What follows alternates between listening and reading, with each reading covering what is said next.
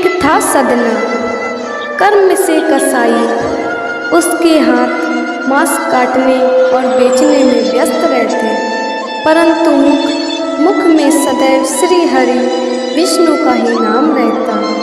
श्रीमन नारायण नारायण हरि हरि, भजमन नारायण नारायण हरि हरि। ये बात कुछ लोगों के मन को मोह लेती, परंतु कुछ लोगों को ये बात अप्रिय लगती। कैसा इंसान है ये, भला कोई मांस काटते हुए भी ईश्वर का नाम लेता है। पर सदना इन सब बातों से बहुत दूर भगवान का नाम जपने में लीन रहता। एक दिन अपनी दुकान से घर की तरफ जाते समय अचानक ही उसकी नज़र एक पत्थर पर पड़ी। उस काले रंग के सुंदर पत्थर को देखकर सदना के मन में आया कि वो उसे अपने साथ ले जाएगा और मांस तौलने के काम आएगा। भोले वाले सदना को ये एहसास भी नहीं था कि वो पत्थर जो अपने साथ लेकर जा रहा है वो कोई साधारण पत्थर नहीं है। पर जल्द ही उसे इस बात का आभास होने लगा, क्योंकि वो पत्थर मांस के किए गए वजन के हिसाब से अपने आप को बदल लेता था। अगर सदना को 1 किलो वजन तौलना होता था तो वो पत्थर 1 किलो का बन जाता, और अगर 2 किलो वजन तौलना होता तो वो 2 किलो का बन जाता। ये बात धीरे धीरे पूरे गांव में आग की तरह फैलती रही कि सदना के पास एक जादुई पत्थर है, और इस आश्चर्य को देखने के लिए लोग दूर दूर से आने लगे। हर कोई इस पत्थर को देखना चाहता था। ये बात उड़ते उड़ते एक ब्राह्मण तक पहुंच गई। उस पत्थर को देखने की उस ब्राह्मण की भी इच्छा जागी, पर एक ब्राह्मण कसाई की दुकान पर भला कैसे जा सकता।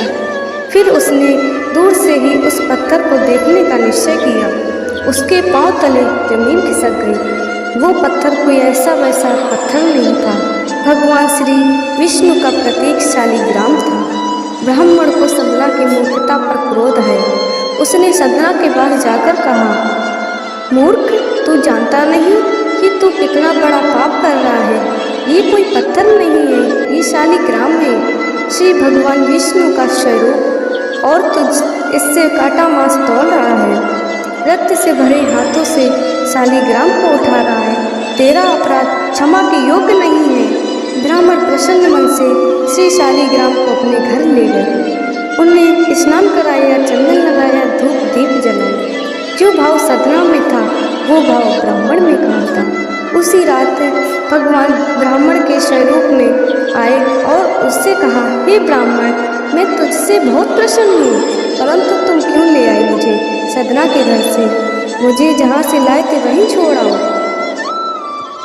ब्राह्मण ने कहा, भगवान को तुला में एक तरफ आपको रखा था और तो मेरा रोम रोम पुलकित हो जाता था। ब्राह्मण ने कहा, भगवान और एक तरफ मांस के टुकड़ों को, वो एक अपवित्र स्थान था। इस पर भगवान बोले, जब वह मांस तोलने के लिए मुझे अपने हाथों में उठाता था तो मेरा रोम रोम पुलकित हो जाता था। जब वो मेरा नाम लेकर भजन कीर्तन करता तो मुझे बड़ा ही आनंद आता। वो सदा ही मेरा नाम जपता रहता था, और जो सदा मेरा नाम जपता रहता है उसके लिए मैं स्वयं को भी बेच देता हूँ। ये मात्र संयोग नहीं है कि मैं सदना कसाई को राह में गिरा मिला।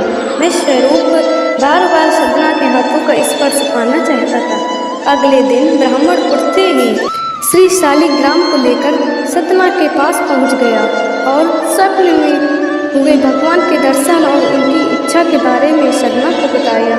ये सुनते ही सदना की आंखों में आंसू छलकने लगे और उसने कहा, तो मैं आज से ही अधिक समय नाम कीर्तन ही करूँगा। आगे चलकर सदना कसाई भगवान श्री विष्णु का परम भक्त कहलाया। किसी ने सही ही कहा है कि भगवान भाव के भूखे नहीं है, वो श्रद्धा के भूखे हैं। भाव नहीं तो कुछ भी नहीं है इस संसार में।